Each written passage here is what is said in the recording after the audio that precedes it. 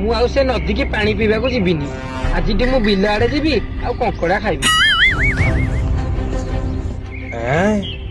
ବିଲୁଆ ତାହେଲେ ଆଜି ନଦୀ ଆଡକୁ ଆସିବନି, ଆଜି ସେ ବିଲକୁ ଯିବ।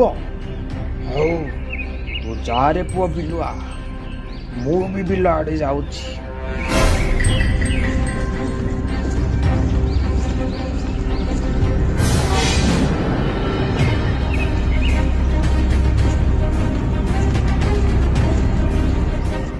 ଆଜି କୁଆଡେ ଯିବୁ ବିଲୁଆ? ଆଜି ମୁଁ ତତେ ମାରିକି ଖାଇବି।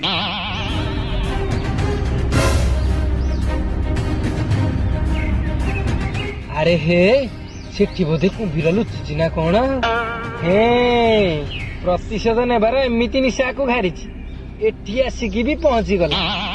ହେ ଆମ ପାଖକୁ ଆ, ଆଜି ତ ବେକକୁ ମୋର ରକ୍ତ ପିଇବି। ଆରେ